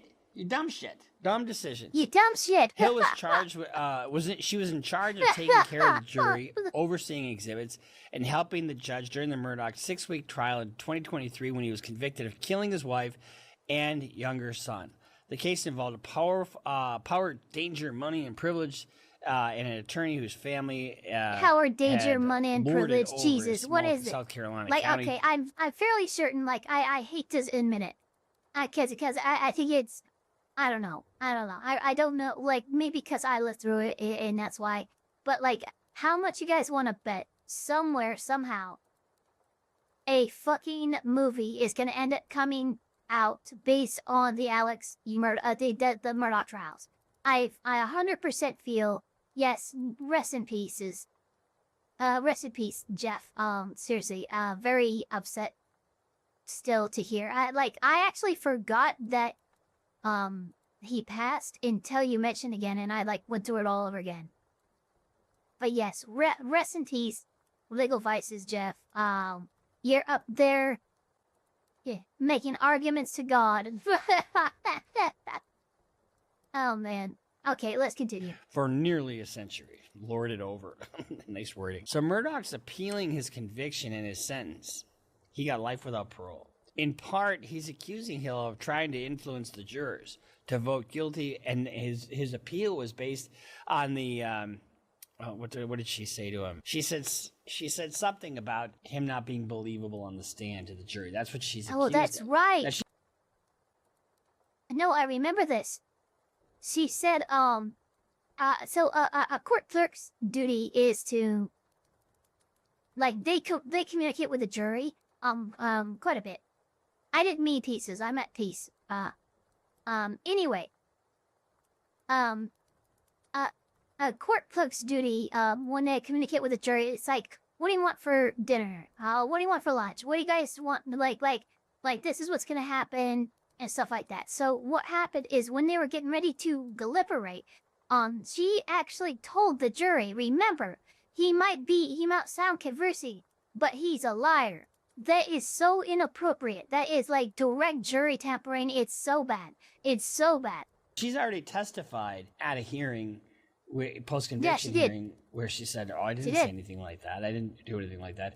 This, on the other hand, is going to open a whole fucking can of worms. If she's releasing this to a reporter and then accused of lying about it, and then now she's being on the hook, so you can guarantee that this is going to create another post-conviction motion by the defense.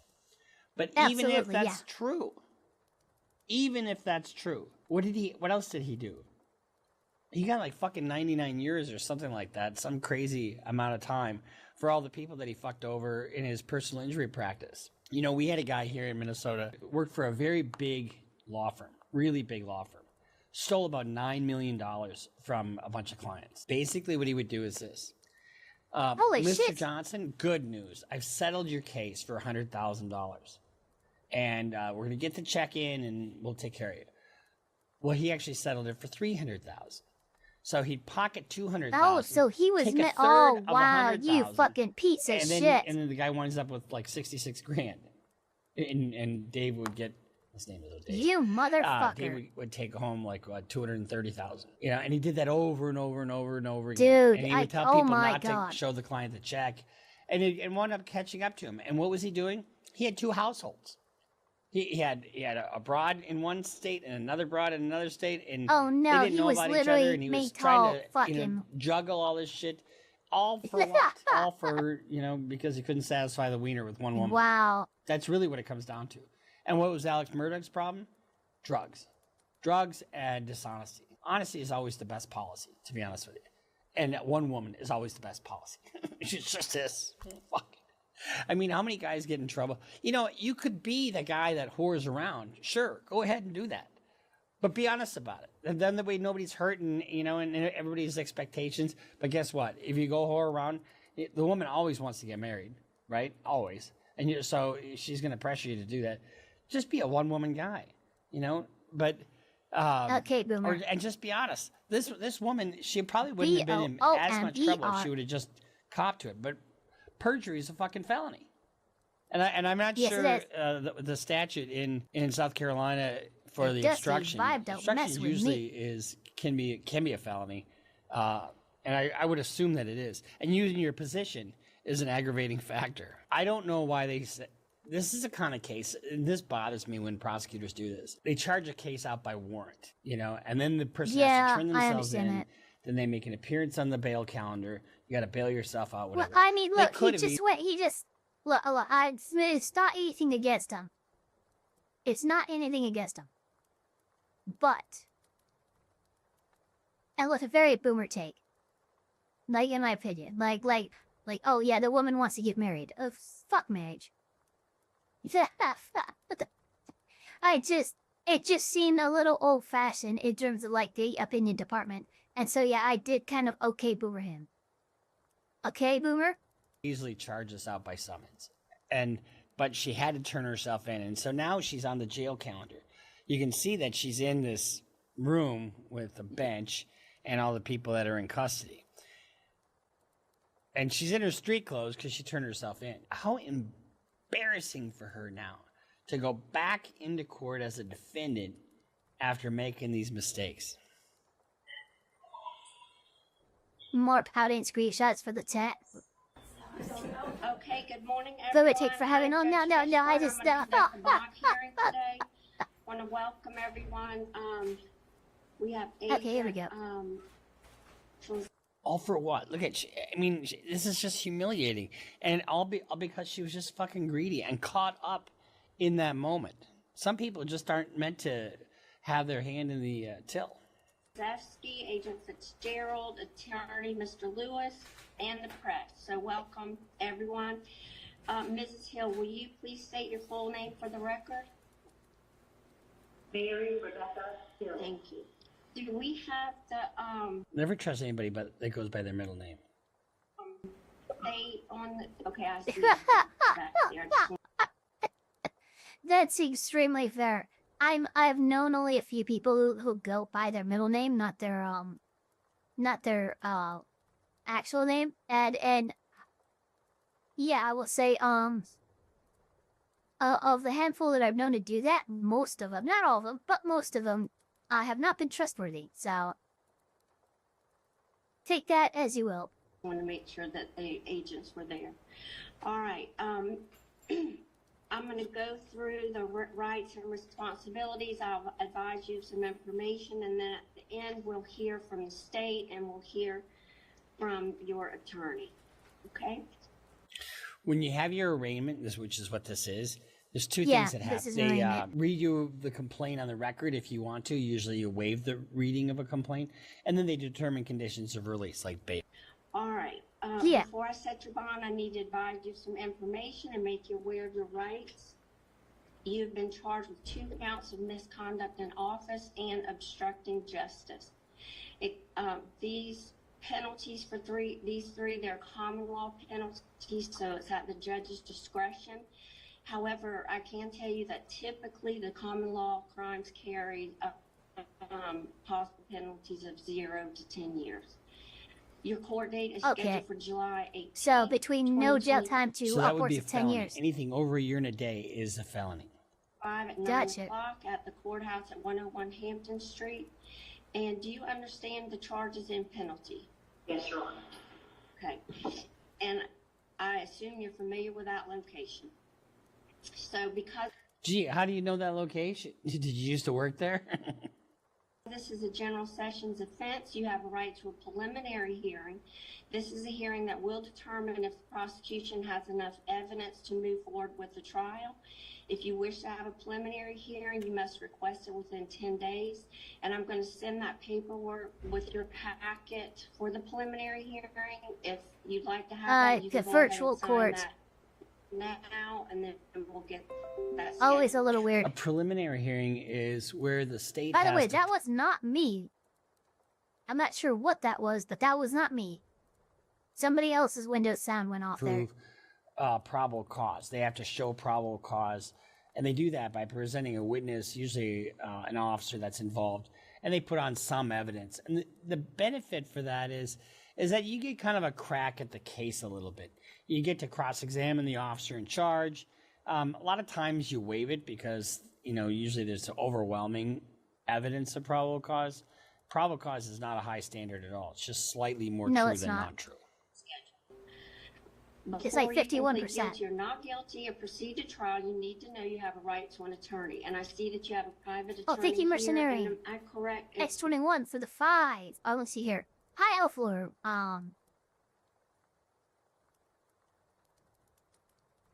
Pray for me, I think be met, not Terry. Pray for me, I am always worried. I am just having a slow day for delivery orders, and I'm just worried for nothing. Don't worry, you got this, Mercenary X21. And if you don't got this, don't worry, I'll find your enemies, and I will take their tongues, and I will bury them in a garden. in the Feywild and curse them. So there you go. All your enemies cursed. So nothing to worry about now. Will Lewis? Yes, Your Honor. Okay, thank you. You need to know if you're ordinary at any point, you can apply for a public defender. I'm assuming you want to stick with Mr. Lewis at this point. Okay, what I will do, I will send the application in your packet for public defender in case things don't work out and you change your mind. So you will have that application. Okay? Okay, that's fair, yeah. All right. Nerdy Text and Accountant, welcome to the chat. Would you please give me a good telephone number? And you know what? I think with the press, we're live streaming. I'm going to get that after so we don't have that on. There you go. Okay, good. Okay? Good on you, Judge. And I'll check with your address. That's right. Basically, what? Hey, can I get you to dox yourself on live stream, please? And then the judge called it away. You know what? Maybe don't do that. So you keep your address and phone number updated with the court. That was pretty good. You're required to notify the court if you've had any change of address until the completion of the case. Not receiving the notification due to the wrong address will not be an excuse for not attending court, and a bench warrant could be issued for your arrest and your bond revoked. You have a right to request a jury trial, and a jury trial would be judged by a jury of your peers as opposed to a bench trial with a judge. You have a Reading the rights. I mean, that happens in every case. right to be present at your trial. And Now, this is a good question, though, regarding, because reading the right way. But yeah, you have a right to a bench trial or a jury trial. Do you think the jury would be kinder on her than the judge would for a bench trial? I'm not so sure. Because when I found out that she wrote a book on this shit, and there was other things that she was doing, I was absolutely pissed, and I imagine all the court of public opinion was as well. And if the court of public opinion is anything, it's a decent barometer for how the jury might react to facts of the case. And I think I would rather a bench trial with this one, in my own opinion.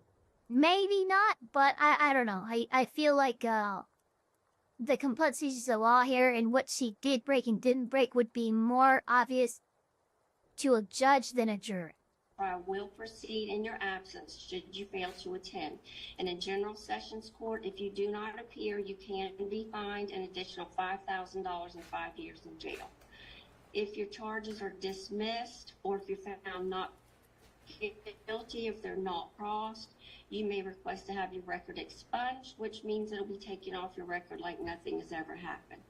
Now, if you remember the Alex Murdaugh trial, it was a big trial. He was a big hitter in a small town, and he was like fourth generation for the law firm. Great grandfather or somebody started it way back when, like 100 years ago, and then he took that law firm and turned it into shit. And then he did. Not only did he rip people off, he was convicted of murdering his wife and son, blowing them away, which is insane. And while that was going on, his son took a little Snapchat video where Alex Murdaugh was heard on the Snapchat, but he was saying he was in another, was sleeping in the house at the time. I don't know what to make of that, to be honest with you, because to me it seemed like he couldn't have done this by himself, but there was no other perpetrator that I could see. Do you fully understand your rights and responsibilities I've gone over this morning? Okay. At this time. Hello? Oh, there we go. Okay. Travis Lezeski was fled. Oh, Your Honor, we have no recommendation as far as bond. Okay. All right. Thank you. And then, Counselor, would you like to address Yes, Your Honor. this time? Lewis, may it please the court, and I apologize for sitting down, not standing, but speaking to the court is the only way I can get in your. The cameras are a little messed up, I know. Thank you.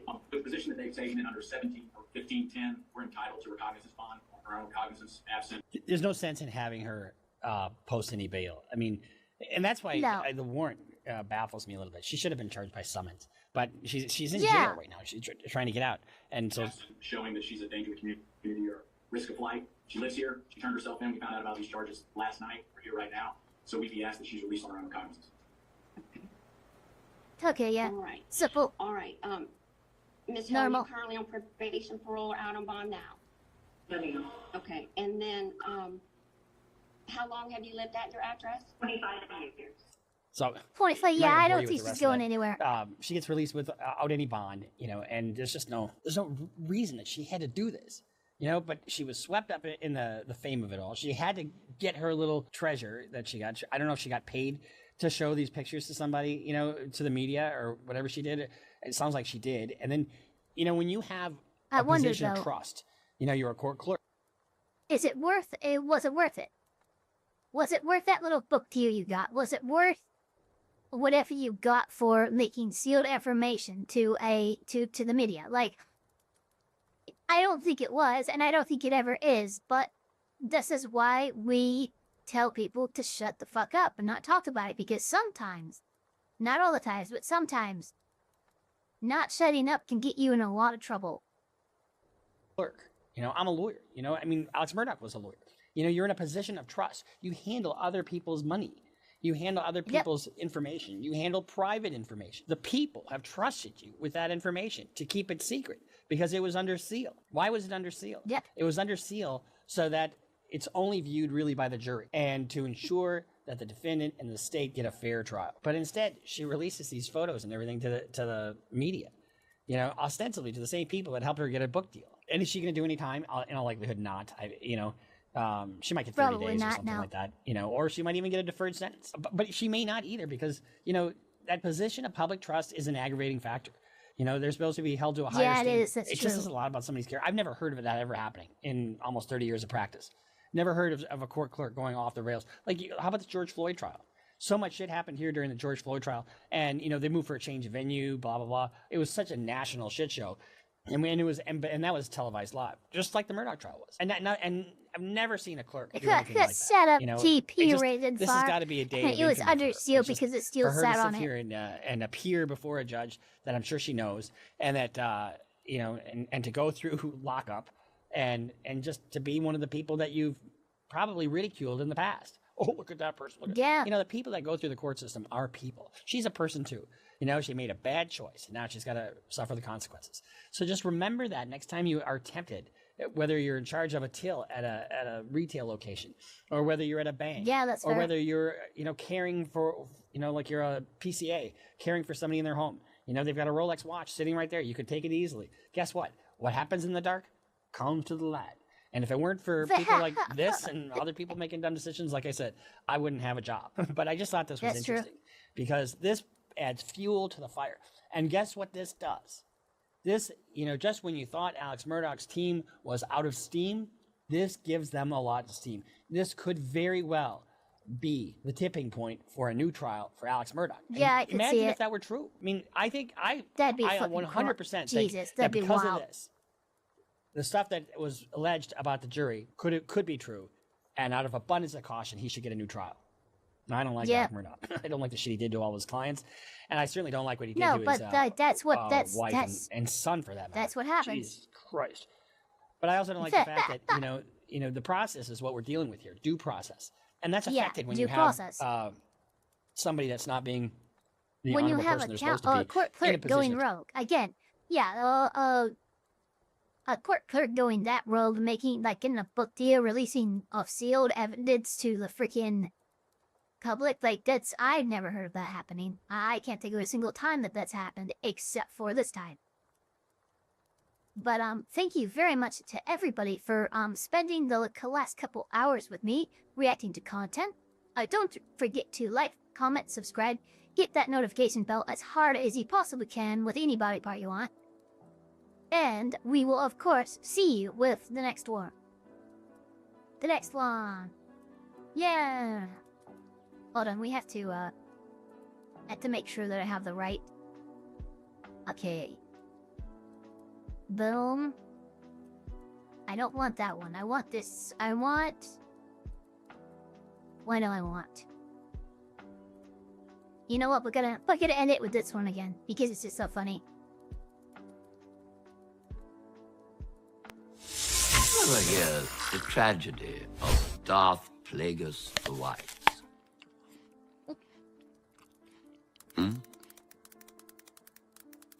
I don't know, probably not. Well, it's a Sith legend. Darth Plagueis was a dark lord of the Sith So powerful and so wise, he could use the Force to influence the midi-chlorians to create...